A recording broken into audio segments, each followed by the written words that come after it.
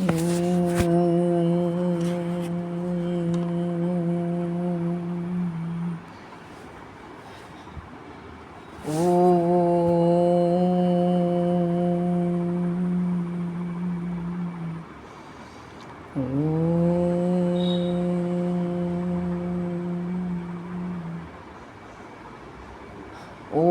सहनाववतु सहनौ भुनक्तु सह वीर्यं करवावहै तेजस्विनावधीतमस्तु मा विद्विषावहै। ॐ शान्ति शान्ति शान्तिः। अखण्डमण्डलाकारं व्याप्तं येन चराचरं तत्पदं दर्शितं येन तस्मै श्रीगुरवे नमः। अज्ञानतिमिरान्धस्य ज्ञानाञ्जनशलाकया चक्षुरोन्मीलितं येन तस्मै श्रीगुरवे नमः। गुरुर्ब्रह्मा गुरुर्विष्णु गुरुर्देवो महेश्वरः गुरुरेव परं ब्रह्म तस्मै श्रीगुरवे नमः। स्थावरं जङ्गमं व्याप्तं यत्किञ्चित् सचराचरं तत्पदं दर्शितं येन तस्मै श्रीगुरवे नमः। चिन्मयं व्यापि यत्सर्वं त्रैलोक्यं सचराचरं तत्पदं दर्शितं येन तस्मै श्रीगुरवे नमः। त्वमेव माता च पिता त्वमेव बन्धुश्च सखा त्वमेव विद्या द्रविणं त्वमेव सर्वं मम देव त्वमेव सर्वं मम देव।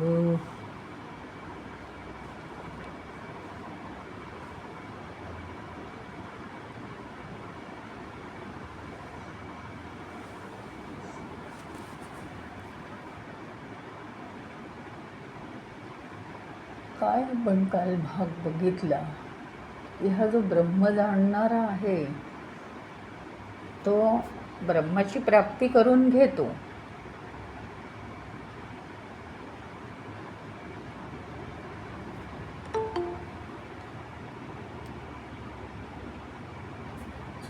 आणि ब्रह्म हे कसं आहे?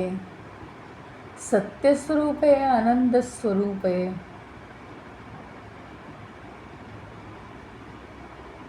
आणि ते आपल्या हृदयाच्या गुहेमध्ये आपल्याला प्राप्त होतं. आणि दुसरी एक महत्त्वाची गोष्ट म्हणजे एकदा का परब्रह्म प्राप्त झालं की आपल्याला कोणत्याही इच्छा राहत नाहीत. इच्छा राहत नाही म्हणजे जेवणाची इच्छा राहत नाही, झोपण्याची इच्छा राहत नाही असं नाही आहे. तर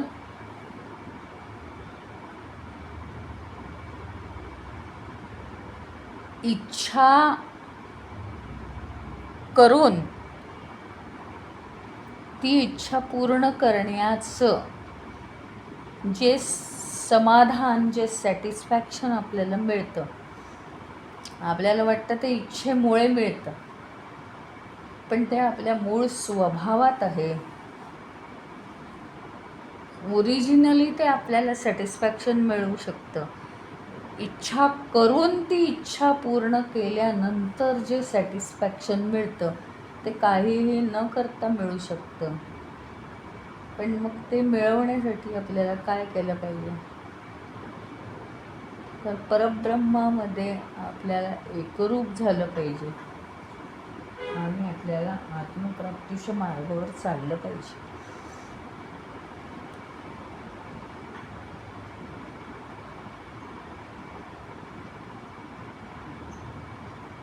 कामना कमी होणं हा रोग नाही आहे, हे वैराग्य नाही आहे.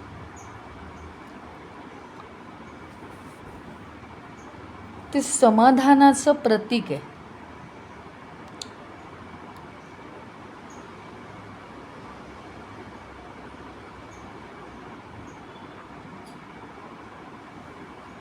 फक्त प्रोसेस ही आहे. आत्ता मगाशी सांगितल्याप्रमाणे आमचा एकच बाणा असतो, एकच खाक्या असतो की आम्हाला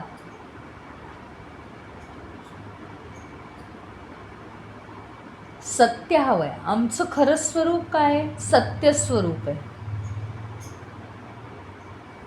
आत्मतत्व सत्य स्वरूप हे आमचं खरं स्वरूप आहे.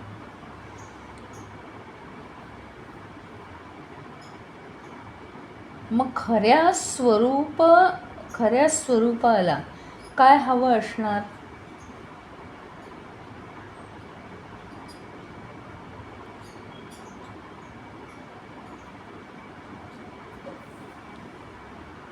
सत्यच फक्त हवं असणार ना, त्याला फक्त सत्याचीच अपेक्षा असणार. आणि हे सत्य फक्त आत्मस्वरूपच प्राप्त केल्यावर मिळू शकतं, एरवी नाही मिळू शकत. त्याचं कारण एरवी सगळं काय आहे? सगळं असत्य, अनित्य आहे. सगळंच अनित्य आहे.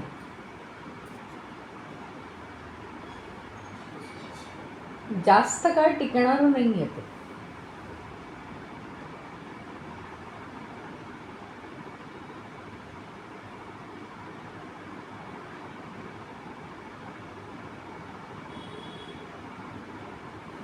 म्हणजे काय? आपण एखादी इच्छा करतो,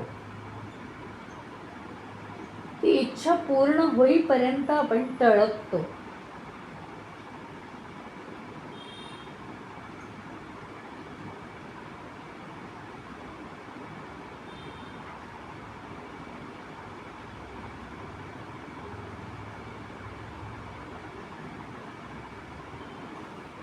कोणतीही गोष्ट प्राप्त केल्यानंतर ती प्राप्त झाली म्हणून आम्हाला समाधान लागतं आणि नंतर लक्षात येतं हे झूट आहे.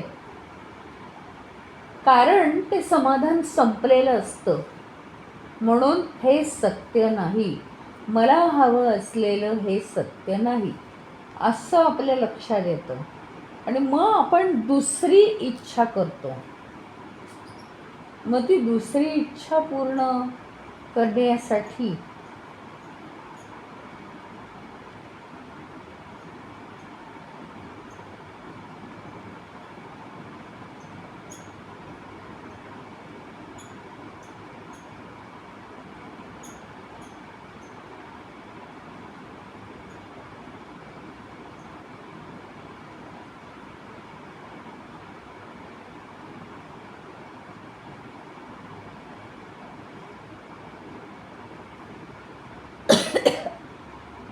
परब्रह्म तत्वाचा एक भाग आहे सत्य.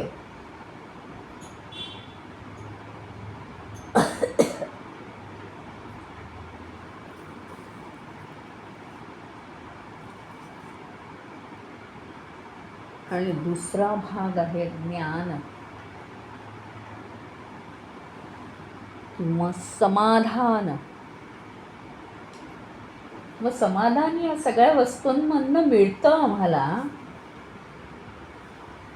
पण ते समाधान हे फार काळ टिकत नाही. पण आम्हाला वाटतं की ते दुसऱ्या गोष्टीची इच्छा केली की ते समाधान टिकेल. असे आम्ही कायमच फसत राहतो. आणि म्हणून ज्या ऋषींनी याचा अनुभव घेतलाय त्यांनी सांगून टाकलंय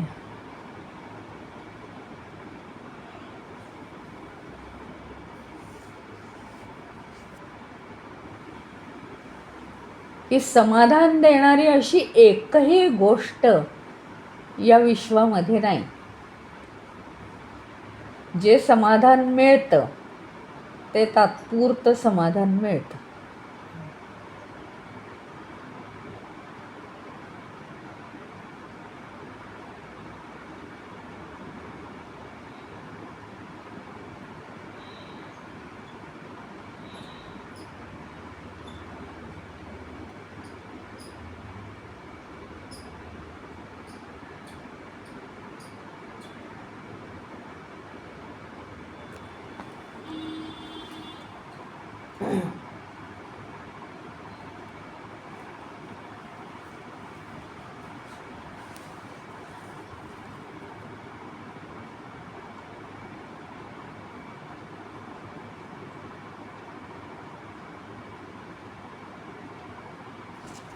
आता याच्यात आहे ना 2-3 गोष्टी आहेत.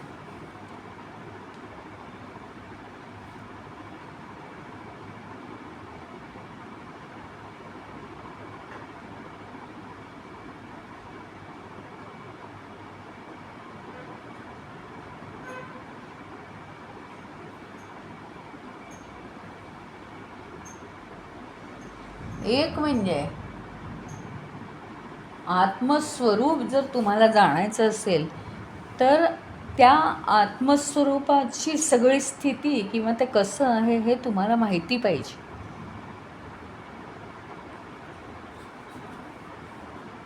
तर ते कसं आहे, त्यात सत्य सामावलेलं आहे, कधीही न संपणारं सत्य.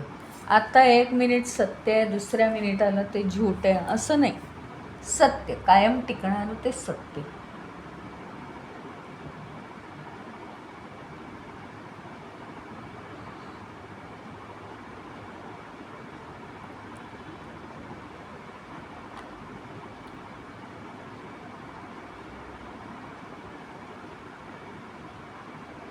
आता सत्य म्हणजे काय? या जगात सगळ्या गोष्टी परिवर्तनशील आहे. म्हणजे मी समजा म्हटलं की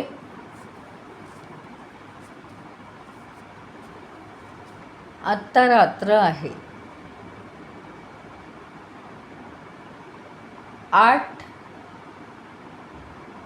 तासात माझं हे विधान खोटं ठरू शकतं. 8-9 तासात माझं विधान खोटं ठरेल की आत्ता रात्र आहे.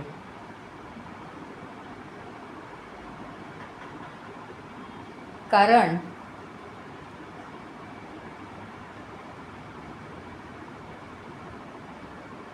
वाक्य खोटं आहे का? नाही, पण तरी ते असत्य ठरवलं जातं. त्याचं कारण एका काळाला मी जर म्हटलं की आत्ता रात्र आहे, तर तो काळ बदलल्यानंतर ते विधान चूक ठरतं. म्हणजे प्रत्येक गोष्टीत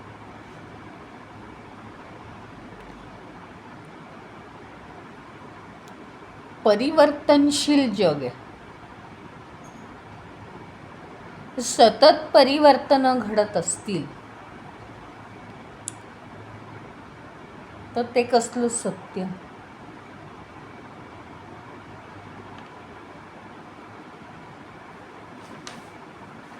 सतत परिवर्तनं घडत आहेत तर ते सत्य होऊ शकत नाही.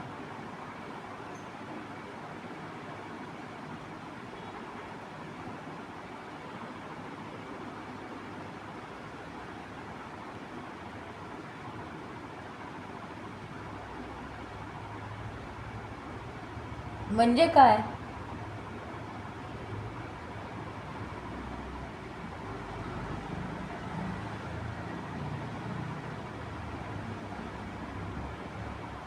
आपण जर म्हटलं की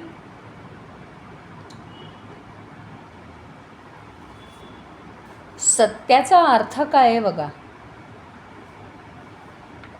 खूप छान आणि सखोल अर्थ इथे समजावून घेण्यासारखा आहे. म्हणजे सत्यम हा परमतत्वाचा एक प्रमुख घटक आहे, प्रमुख गुण आहे. त्याचा अर्थ इथे अतिशय सखोलतेने समजवून घेण्यासारखा आहे.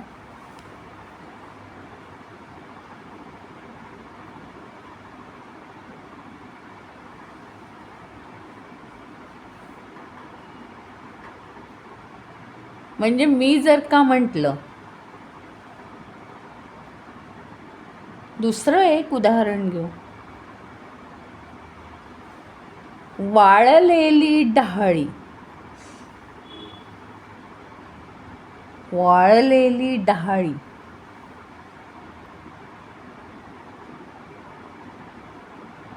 झाडाची एखादी छोटीशी फांदी म्हणजे डहाळी.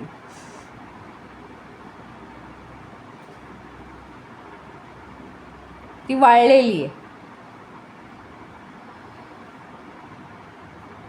या विधानाचा अर्थ पूर्ण सत्य होण्यासाठी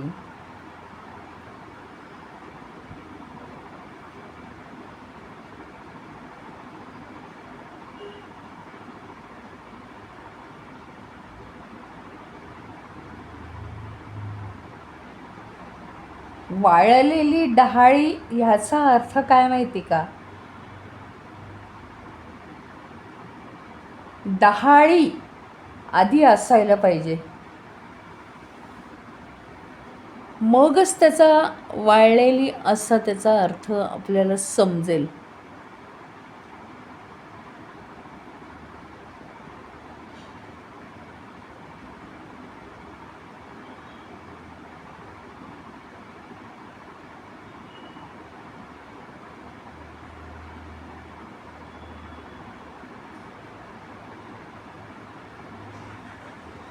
सांगण्याचा उद्देश काय आहे? हे सगळं जग परिवर्तनशील आहे, पण आपण जे काय बोलतोय त्याला एक बेस असल्याशिवाय काही बोलू शकत नाही आपण. टी व्हीवर दृश्य दिसतात, ते दृश्य दिसण्यासाठी किंवा रंगीत दृश्य दिसण्यासाठी मुळामध्ये टी व्हीला एक स्क्रीन असावा लागतो.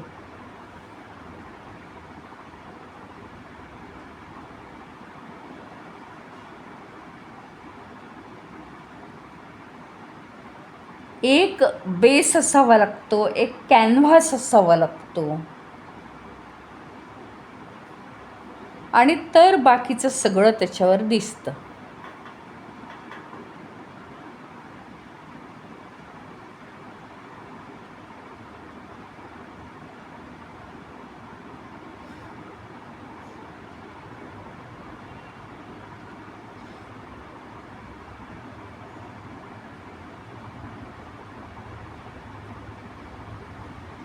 खांबावरचं भूत असं जर म्हटलं आपण, तर ते भूत बघायला आधी खांब तर असला पाहिजे. म्हणजे खांबावर भूत नाही आहे, पण आम्हाला भास झाला आहे. तो भास होण्यासाठी, तो भास कशामुळे झाला आहे? तर तो खांब अंधारात आहे म्हणून. मग तो खांब जर अंधारात आहे तर तो खांब आहे बेसिकली म्हणून भास झाला आहे ना.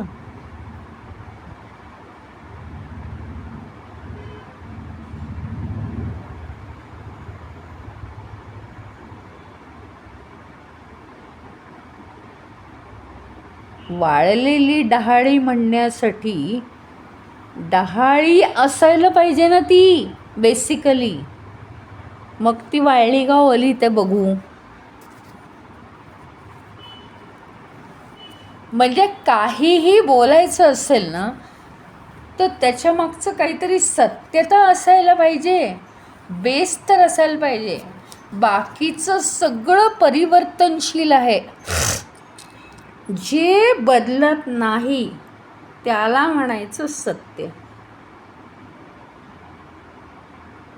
ते सगळीकडे सारखंच आहे. नुसतं एवढंच नाही आहे,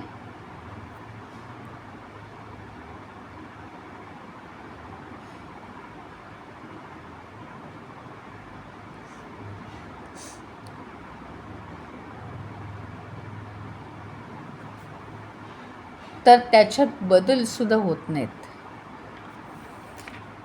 सांगण्याचा उद्देश काय आहे?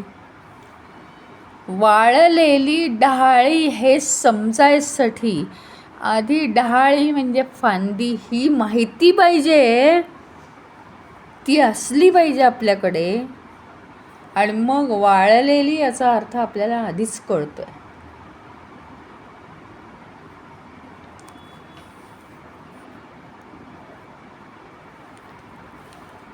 बेसला एक सत्य असल्याशिवाय सगळ्या परिवर्तनशील वस्तूंचं आपल्याला स्वरूप कळू शकत नाही.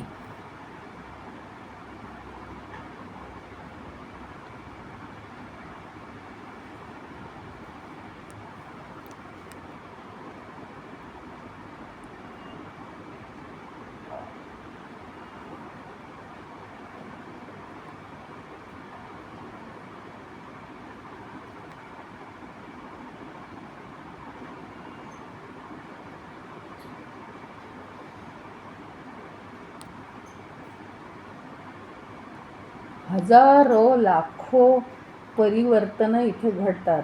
ऋतू बदलतात, व्यक्ती बदलतात, मनबुद्धी बदलते.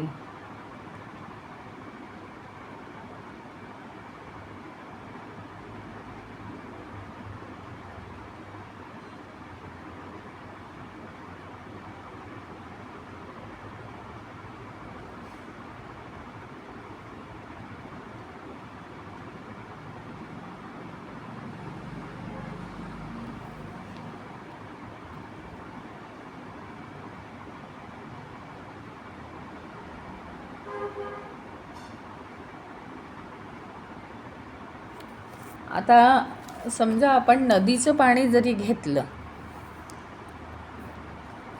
खालपासून अतिशय शुद्ध आहे. हे नदीचं पाणी शुद्ध आहे, त्याला प्रवाह आहे, एक प्रकारचं ते वाहण्याचा फ्लो आहे त्याला.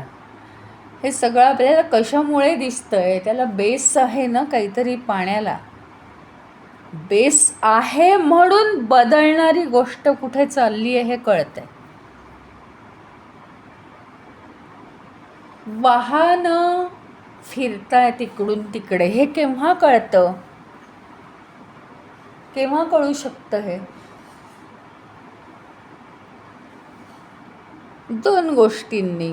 वाहनं बघणारा एका जागी स्थिर उभा असेल तर तो सांगतो वाहनं फिरत आहेत. आणि दुसरी एक गोष्ट, ज्या रस्त्यावरून वाहनं जात आहेत तो रस्ता बदलत नाहीये.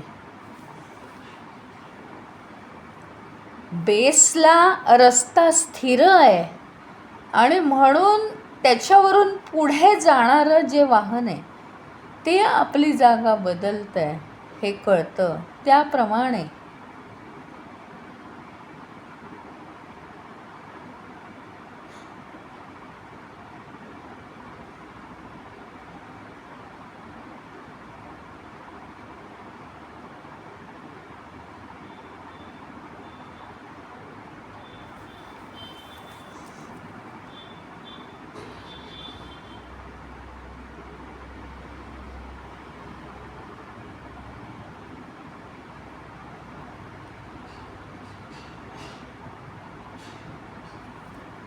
आपण चित्रपट बघतो, सिनेमा बघतो, बॅकग्राऊंडला एक मोठा पांढरा शुभ्र पडदा पाहिजे. त्याच्यामुळे त्याच्यावर वेगवेगळे फोकस पाडून आपल्याला हे बघता येईल.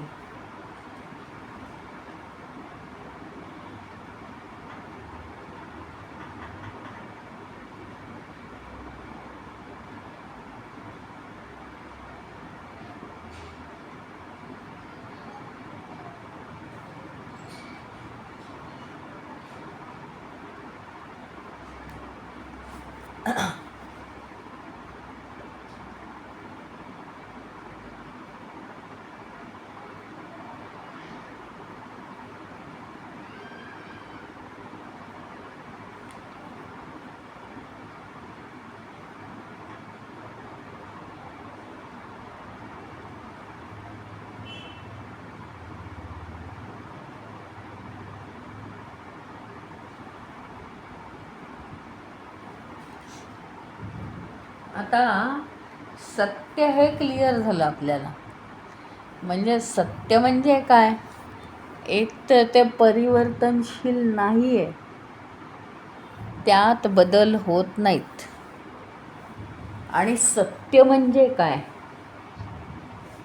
तर ते एखाद्या बदलणाऱ्या गोष्टीमुळे सत्याचं अस्तित्व समजतं.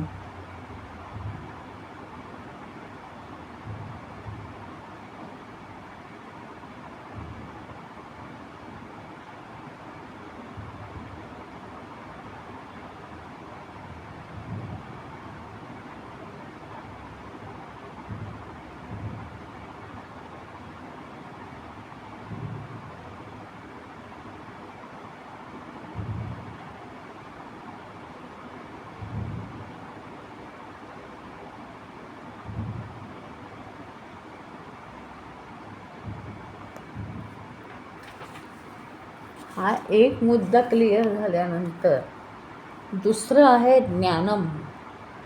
ज्ञानम आपण काल पाहिलं होतं का? आणखीन एक गोष्ट आहे की आपण बघतो, दागिने बघतो आपण, किंवा एक पाणी आहे, पाणी. हां, ते पाणी आपण वेगवेगळ्या आकारांच्या भांड्यांमध्ये भरलं.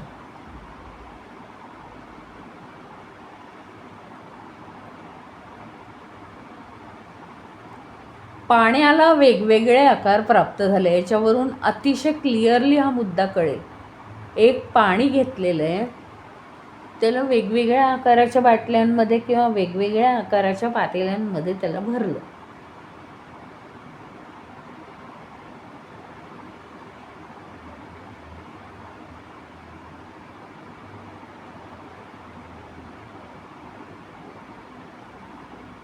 आणि वेगवेगळ्या आकाराच्या बाटल्यांमध्ये भरल्यानंतर पाण्याने वेगवेगळा आकार घेतला बाटलीप्रमाणे. मुळामध्ये पाण्याला आकार आहे का? तर नाही.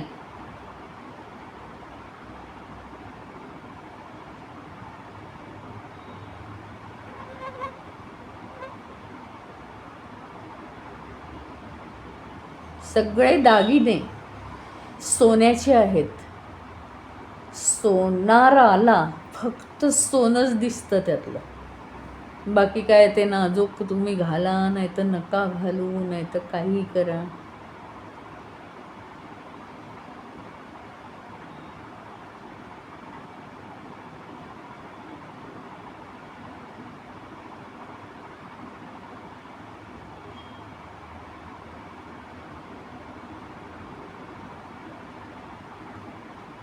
पाण्याला मूळ आकार नाहीच आहे ना, पण तो आकार भांड्यांमुळे आलाय. मग हे कशामुळे कळतं आपल्याला?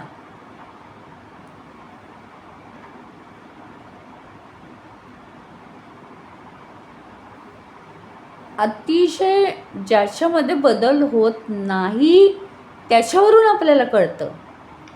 पाण्याला आकार नाही हे वाक्य आधी मनात ठेवलं पक्केपणाने, तर वेगवेगळ्या आकाराच्या बाटल्यातलं पाणी वेगवेगळ्या आकार दाखवतं हे समजतं. इथे प्रत्यक्षात आपल्या जीवनाशीच तुलना केलेली आहे.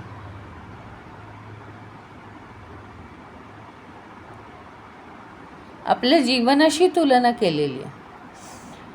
मूळ आनंद स्वरूप, मूळ परब्रह्म हे जे काही आहे ते परब्रह्म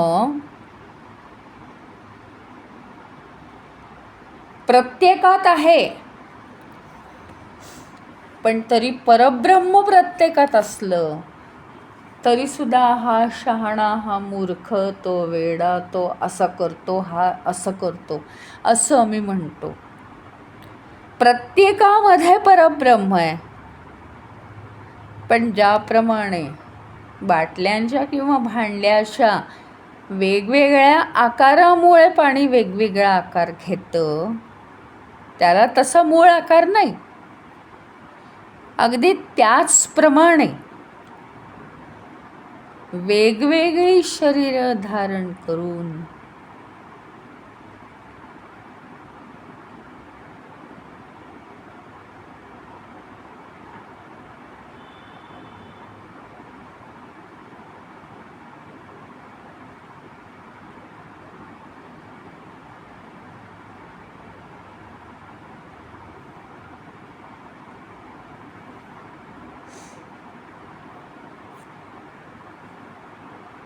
आणि म्हणून नेहमी आपल्या लक्षात आलं पाहिजे की समोरची व्यक्ती त्याच्यात महत्त्वाचं काय आहे, मुख्य म्हणजे की परब्रह्म स्वरूप आहे, जे कशानेही बदलत नाही.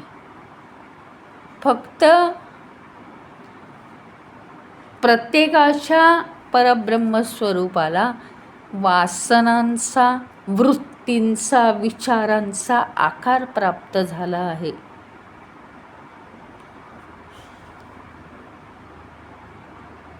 बाकी काही नाही.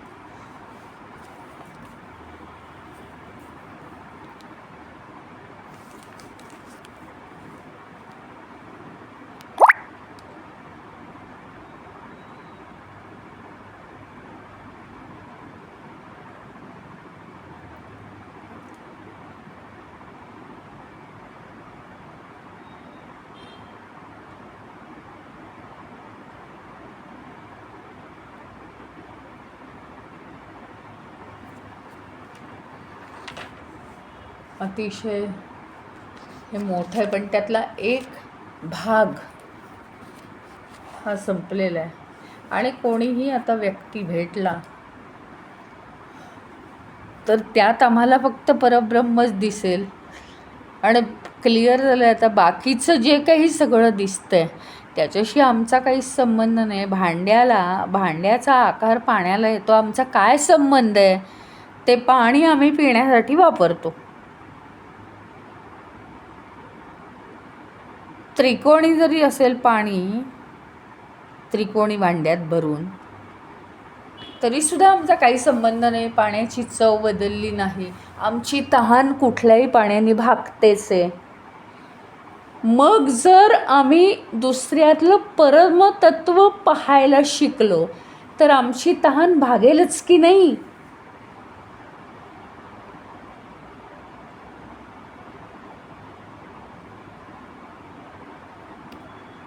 त्यांनी स्वतःने कोणताही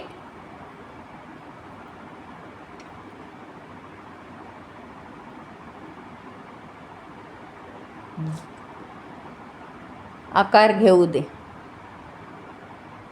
कोणत्याही वृत्ती त्याच्यात असू दे, पण मुळात ते परमतत्व तर असायला पाहिजे का नाही?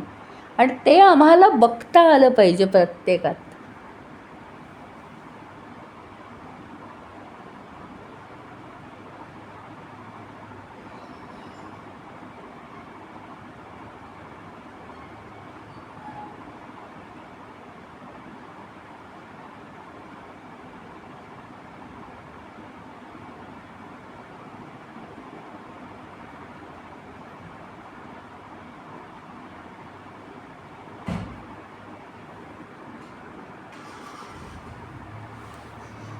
हा भाग इथे आज संपलेला आहे.